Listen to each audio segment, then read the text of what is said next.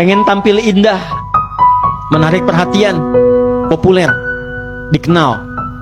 Dunia itu. Betapa banyak sekarang orang bikin konten untuk menarik perhatian supaya dikenal. Betapa banyak orang belanja, berpakaian bukan untuk menutupi aurat. Sebetulnya standar kalau hanya sekedar nutupin aurat, bebannya nggak banyak. Nggak akan dikejar-kejar beban. Cuman karena ingin tampil gaya, ingin modis, modisnya nggak dilarang. Yang salah itu ketika ingin dilihat banyak orang, sehingga bebannya semakin banyak. Beli kendaraan itu bukan supaya sampai ke tujuan dengan cepat, supaya tetangga tahu saya punya mobil, supaya tetangga tahu saya punya sepeda. Itu yang menyebabkan di-upload, update status, hanya untuk dilihat. Akhirnya apa yang terjadi? Bebannya makin berat. Ketika beban makin berat, lupa kita akan pulang. Bismillahirrahmanirrahim itu ada 4 cara. Hadisnya 70 kurang lebih. Semua dari Nabi. 1. Baca jahar. Bismillahirrahmanirrahim. 2. Silencir. Bismillahirrahmanirrahim. Alhamdulillahi Rabbil Alamin. Yang kedua itu silent. Kalau silent, nggak usah ditempel di mic untuk dikeraskan.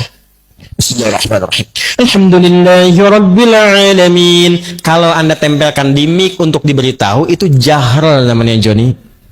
Jahar. Silent cukup kita sendiri yang dengar. 3. Tidak dibaca sama sekali, langsung hamdalah. Alhamdulillahi Rabbil Alamin. Ar-Rahmanir-Rahim. Maliki Yawmiddin. 4. Dibaca rakaat pertama jahar dari Abu Hurairah hadisnya. Rakaat kedua nggak dibaca sama sekali. Jadi kalau subuh rakaat pertama jahar. Bismillahirrahmanirrahim. Alhamdulillahi Rabbil Alamin. Rakaat keduanya langsung hamdalah. Alhamdulillahi Rabbil Alamin. Ar-Rahmanirrahim. Itu 4-4-nya semua ada sumbernya dari Nabi. Dan ada latar belakangnya.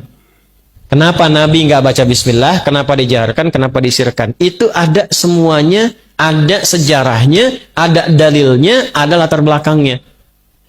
Nah, tugas para ustadz, kalau ingin menempatkan yang diperselisihkan itu, kumpulkan bahasan itu, namanya fikih ikhtilaf. Dibahas semua referensinya sehingga jamaah paham. Jelaskan, kalau tidak pakai bismillah, jalur hadisnya ini. Kenapa nggak pakai bismillah? Kejadiannya begini. Karena waktu itu belum turun Bismillahirrahmanirrahim. Nabi pakainya Alhamdulillah Rabbil Alamin. Setelah Quran banyak turun, Ibnu Abbas radhiyallahu taala anhuma, anak kecil tanya pada Nabi, "Ya Rasulullah, ini di Quran tuh nyambung semua surat. Ini ke sini ke sini. Al-Baqarah nyambung Ali Imran, Ali Imran ke An-Nisa. Tidakkah Allah menurunkan pemisah, ayat yang memisahkan antara surat sehingga tidak diduga kemudian hari suratnya nyambung semua? Maka turunlah secara terpisah Bismillahirrahmanirrahim." Sejak turun itulah Nabi kemudian baca Bismillahirrahmanirrahim dengan 3 cara. Yang tadinya nggak baca dikeraskan kadang-kadang Bismillahirrahmanirrahim. Baca di silent, baca rakaat pertama, selanjutnya tidak. Yang awalnya nggak dibaca sama sekali. 4 riwayat. Semua jalurnya ada. Keempat-empatnya ini namanya manhaj. At-tariqul wadih, jalan yang tersambung pada Nabi, cara baca bismillah. Tapi kan nggak mungkin baca 4-empatnya dalam satu kali sholat. Imam Masjid Baitur Rahman ingin baca bismillah dalam sholat subuh, komplit sunnah Nabi. 4-empatnya dia baca. Bismillahirrahmanirrahim. Bismillahirrahmanirrahim. Tidak dibaca sama sekali. Dia mesti pilih salah satu. Makanya imam-imam besar pun, Imam Abu Hanifah pilih satu. Aku nggak baca bismillahnya. Diikuti Imam Malik. Imam Syafi'i mempopulerkan yang ada jahrnya. Ya Bismillahirrahmanirrahim supaya umat paham, ada riwayat lain. Dan fikih Syafi'i itu senang pahala, sepanjang ada dalil pasti ada pahalanya, daripada nggak dapat, saya dapatkan. Imam Ahmad datang muridnya Imam Syafi'i, lahir 163 Hijrah. Kata Imam Ahmad, saya pilih yang sir untuk mempopulerkan. Ini nggak ada sudah, yang ada sudah, yang belum tahu itu yang bisa disirkan. Maka ketika mereka memilih, apa yang cenderung mereka pilih? Cenderung pada sesuatu, bahasa Arabnya madzhaba ilaihi. Karena kepanjangan disingkat madzhab.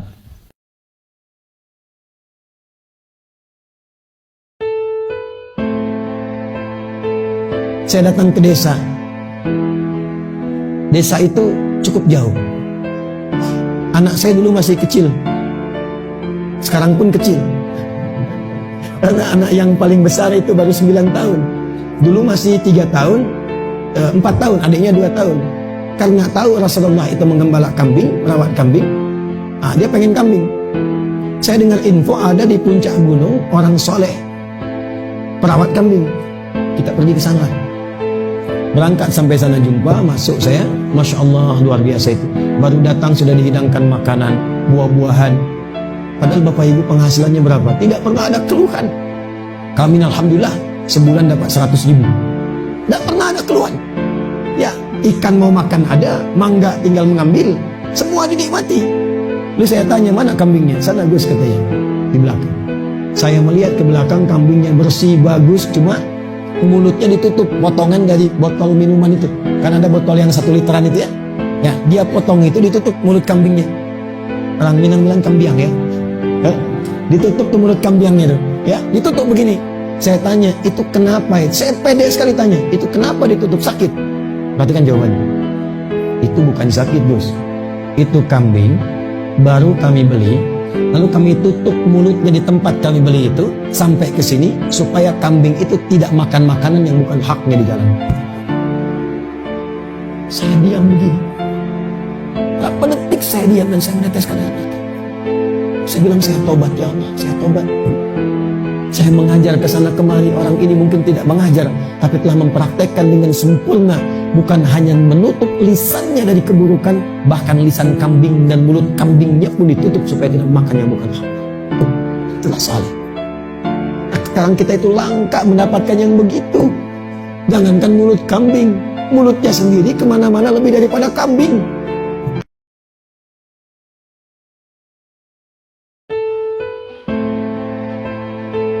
Saya datang ke desa. Desa itu cukup jauh. Anak saya dulu masih kecil.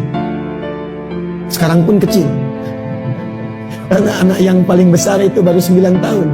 Dulu masih 3 tahun, 4 tahun, adiknya 2 tahun. Karena tahu Rasulullah itu menggembala kambing, merawat kambing, dia pengen kambing. Saya dengar info ada di puncak gunung orang soleh perawat kambing. Kita pergi ke sana. Berangkat sampai sana jumpa, masuk saya, Masya Allah luar biasa itu. Baru datang sudah dihidangkan makanan, buah-buahan. Padahal Bapak Ibu penghasilannya berapa? Tidak pernah ada keluhan. Kami alhamdulillah sebulan dapat 100 ribu. Tidak pernah ada keluhan. Ya, ikan mau makan ada, mangga tinggal mengambil, semua dinikmati. Lalu saya tanya, mana kambingnya? Sana Gus katanya, di belakang. Saya melihat ke belakang, kambingnya bersih, bagus, cuma mulutnya ditutup, potongan dari botol minuman itu. Kan ada botol yang 1 literan itu ya. Ya, dia potong itu, ditutup mulut kambingnya. Orang Minang bilang kambiang ya. Ditutup tuh mulut kambingnya tuh. Ya, ditutup begini. Saya tanya, itu kenapa? Saya pede sekali tanya, itu kenapa ditutup? Sakit? Perhatikan jawabannya. Itu bukan sakit, Gus. Itu kambing baru kami beli, lalu kami tutup mulutnya di tempat kami beli itu sampai ke sini supaya kambing itu tidak makan makanan yang bukan haknya di jalan. Saya diam begini. Berapa detik saya diam dan saya meneteskan air mata. Saya bilang, saya tobat ya Allah, saya tobat. Saya mengajar ke sana kemari, orang ini mungkin tidak mengajar, tapi telah mempraktekkan dengan sempurna. Bukan hanya menutup lisannya dari keburukan, bahkan lisan kambing dan mulut kambingnya pun ditutup supaya tidak makan yang bukan hak. Itulah saleh. Sekarang kita itu langka mendapatkan yang begitu. Jangankan mulut kambing, mulutnya sendiri kemana-mana lebih daripada kambing.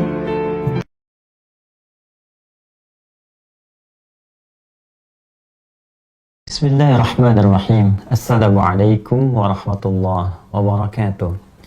Alhamdulillah, wassalatu wassalamu ala rasulillah wa ala alihi wa sahbihi wa man walah wa ba'd.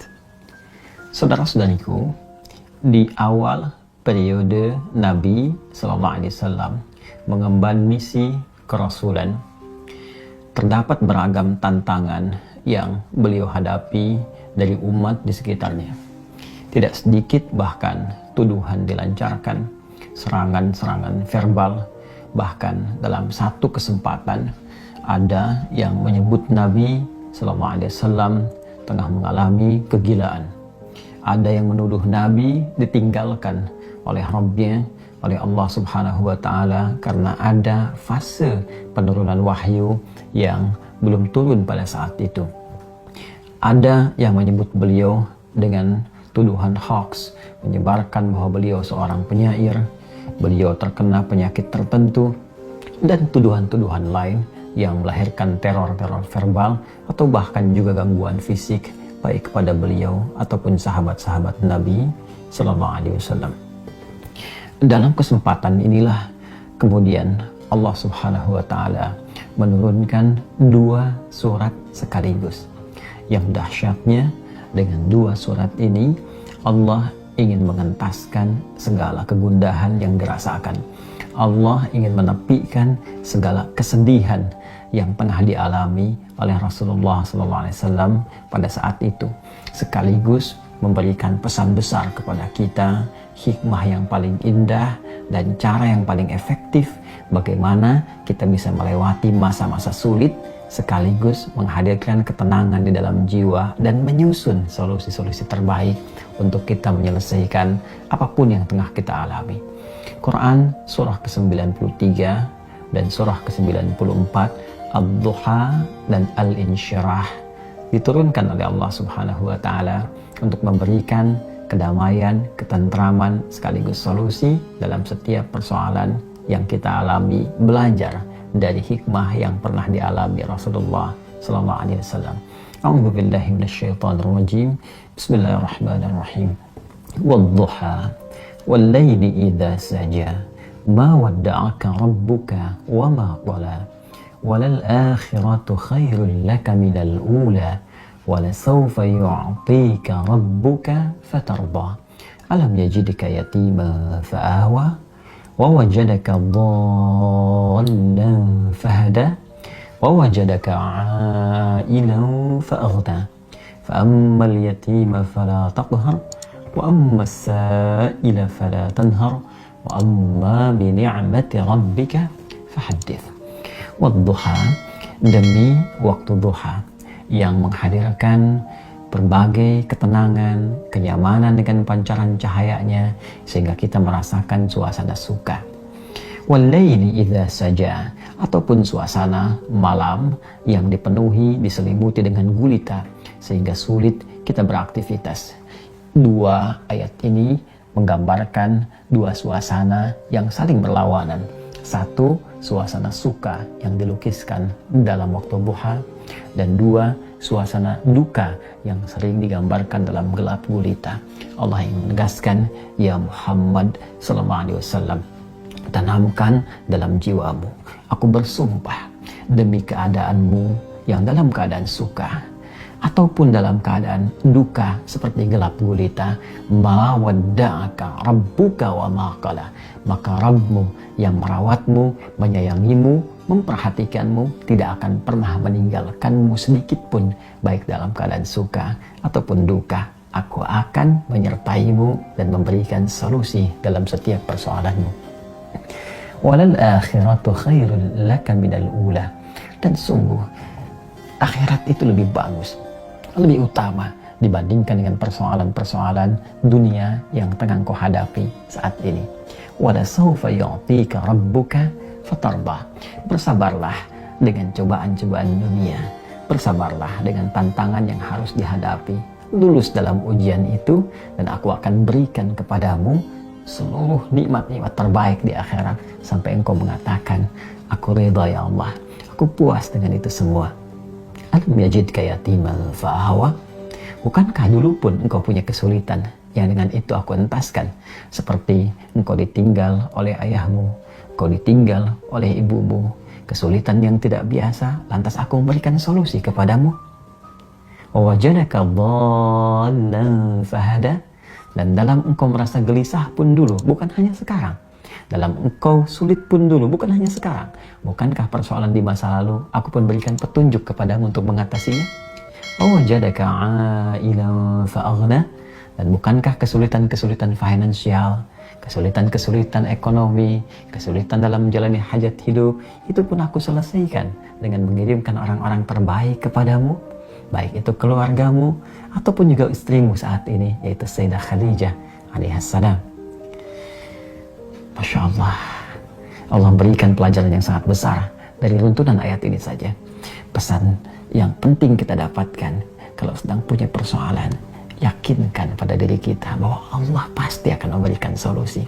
Kata Allah, hei orang beriman, dalam keadaan suka ataupun duka, aku pasti akan perhatikanmu. Aku gak akan pernah meninggalkanmu. Tanamkan pada dirimu, kalau punya kesulitan sekarang, jangan kau banyak keluhkan. Bukankah dulu pun kau punya banyak kesulitan dan aku telah tuntaskan? Maka apakah 1000 kesulitan yang dulu yang telah aku selesaikan, berikan solusi, akan dikalahkan dengan satu persoalan ini saja? Tidakkah engkau mengingat persoalan-persoalan di masa lalu? Yang saat engkau lahir, aku datangkan orang tua untuk merawatmu. Aku berikan rezeki untuk membuat engkau tentram. Maka dari 1000 persoalan yang telah aku selesaikan terdahulu, aku berikan solusi. Apakah tidak engkau ingat untuk memberikan kekuatan pada dirimu?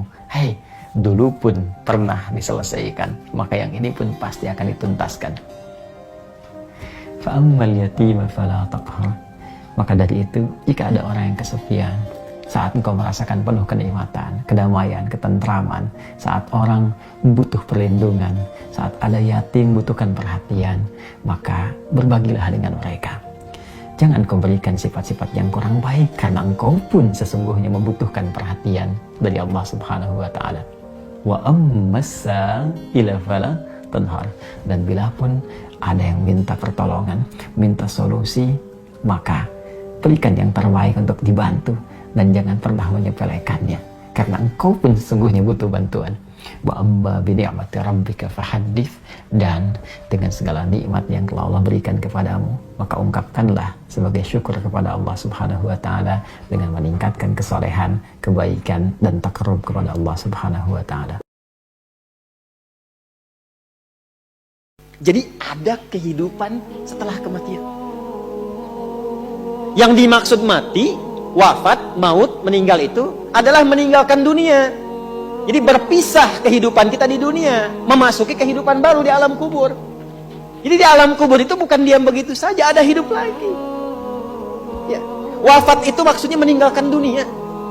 Nah, kematian itu gerbang pemisah dunia. Rohnya tercabut, selesai, dunianya selesai. Jadi yang dimaksud meninggal itu meninggalkan dunia, membebaskan kita dari kehidupan dunia, selesai dunianya.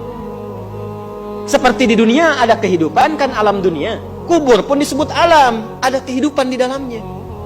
Cuma hidupnya bagaimana? Ya, seperti antum di dunia ini kalau ingin sukses, ingin bahagia, berbekal, bekerja, beraktivitas. Nah, di alam kubur pun itu ada asbabnya. Mesti berbekal juga. Apa di antara bekalnya? Saya ingin motivasikan dulu. Ada orang begitu gembiranya mendapatkan limpahan dari hasil berbekalnya saat di dunia. Yastabshiruna billadzina lam yalhaqu bihim min khalfihim alla khaufun 'alaihim wa lahum yahzanun. Kalau mereka mampu, yastabshir bukan basyara. Ada basyara, ada istabsyara, beda. Tapi kalau kalimatnya menggunakan istabsyara, itu umumnya bermakna ingin menyampaikan tapi tak punya kemampuan menyampaikan karena keadaannya sudah berbeda. Orang yang wafat yang menjadikan hidupnya berdedikasi untuk menaati Allah, di alam kubur diberikan kenikmatan, saking nikmatnya pengen kasih tahu yang masih hidup. Wa yastabshiruna billadzina lam yalhaqu bihim min khalfihim. Mereka ingin menyampaikan pada yang masih hidup, gak usah nangis, jangan banyak meratap. Saya ini sudah mendapatkan kesenangan melebihi apa yang pernah kita dapati saat di situ itu. Kalau bisa cepat ke sini, itu kalimatnya. Kalau bisa cepat ke sini. Allah khaufun 'alaihim wa lahum yahzanun. Enggak usah takut dengan kematian. Jangan banyak nangisi saya. Jangan banyak meratapi saya. Itu kalimatnya. Dan di antara mereka ada yang Allah jaga sampai ke jasad-jasadnya. Makanya selama hidup, kalau pengen seperti itu, jangan main-main hidup dunianya. Jangan sampai lalai, sudah masuk alam kubur baru sadar. Nanti kamu sadar, jangan sampai menyesal saat masuk alam kubur. Makabir itu jamak dari kubur. Hatta zurtumul makabir. Baru nyadar setelah di kuburan. Wa asaddaqa aku minas solihin. Ya, qala rabbirji'un, ya Allah pengen balik lagi. Saya pengen merubah amalan saya. Gak bisa balik lagi. Nah, apa yang melalaikan seseorang sampai kemudian baru sadar di alam kubur? Di antaranya apa? Alhaakumut. Nah, terlalu tertambat hatinya dengan dunia.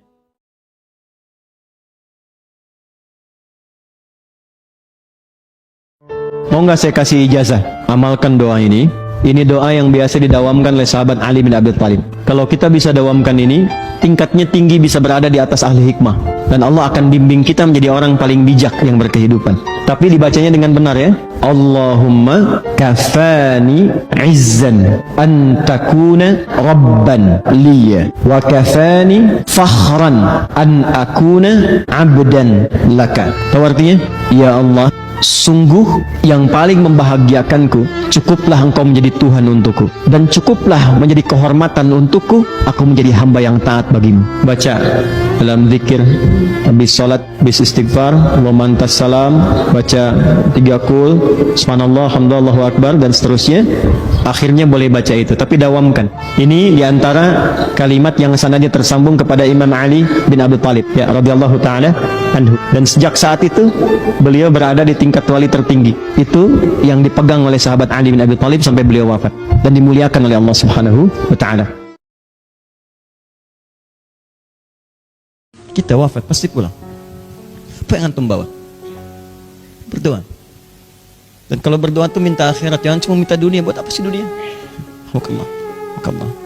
Dunia itu dikasih, jelas kok. Rizki jelas, tinggal nyari. Bedanya cuma status. Apa yang mau dibanggakan status? Direktur dengan tukang parkir sama aja, rizkinya sama, dapat juga. Terus apa yang mau dibanggakan? Antum tuh pernah gak sih keluar keliling sebelum subuh jam 4, jam 3, setengah 3? Saya dulu masa-masanya itu suka keliling tuh setengah 3, pakai motor kemana, sampai ke bulak kapal, kemana jalan. Masya Allah. Pernah nggak lihat orang untuk mendapatkan yang halal itu, ahli-ahli surga, dorong gorengan macam-macam, ada yang jualan nasi goreng, ada yang tukang sapu jalan. Antum tuh kan keluar cuma niat bersih aja. Orang-orang itu tuh sebelum subuh nyapu. Ada yang habis sholat, ada yang baca Quran dulu. Ya, dorong tukang mie, tukang macam-macam, pulang-pulang itu ngejar subuhan, disimpan. Kadang-kadang orang cuma iseng deh. Bang, mogok ya? Enggak, kok didorong? Ini orang kenapa ya? Ada kerjaan. Coba lihat orang-orang seperti itu. Dia ngejar yang halal gitu. Di sudut lain ada orang cuma nyari status dan korupsi lagi ngapain? Ya, nyari miliaran dipakai juga enggak, dimakan juga enggak. Terus Allah sayang, dipesantrenin, suka miskin dan yang lain. Supaya berpikir ada yang salah, perbaiki. Mungkin juga ada yang tidak salah, supaya menajamkan nilai-nilai kebaikan. Kamu terlalu sibuk, sini dulu deh, biar fokus. Ya, Masya Allah, Buya Hamka pernah masuk. Apakah salah? Tidak. Tapi ternyata hikmahnya Allah meminta beliau mengarang tafsir. Nabi Yusuf salah? Tidak. Hikmahnya mendakwahi orang-orang di dalamnya untuk menyiapkan kekuatan di masa yang akan datang ketika beliau jadi pejabat. Ada. Itu luar biasa gitu. Dihadapi aja teman-teman, hadapi.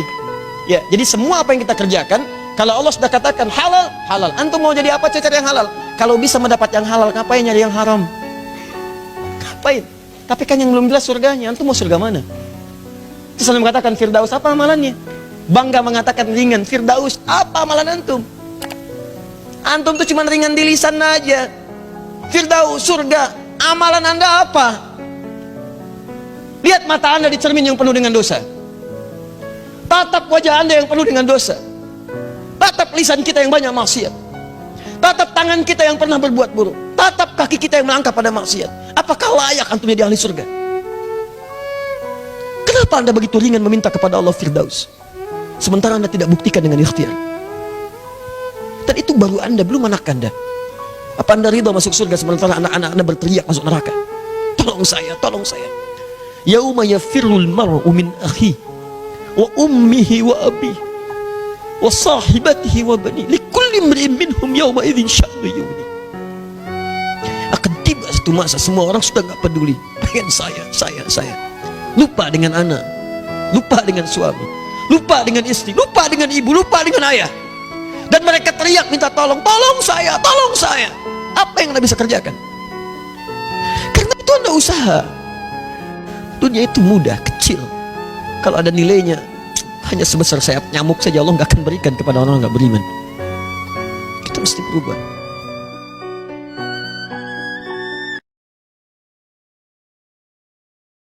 Perang yang terbesar perang melawan perasaan kita.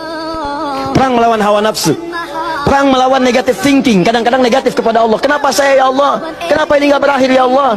Kata Allah, hei, asa an takrahu syai'an fahuwa khairul lakum. Boleh jadi kamu nggak suka, tapi ini yang terbaik buat kamu.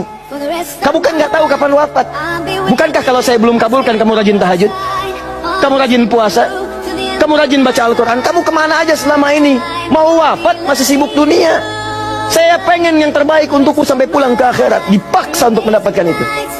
Kadang-kadang kamu pengen yang ini dunia, ini nggak bagus. Kamu pengen direktur, kamu maksiat banyak nanti di sana. Cukup level manager saja.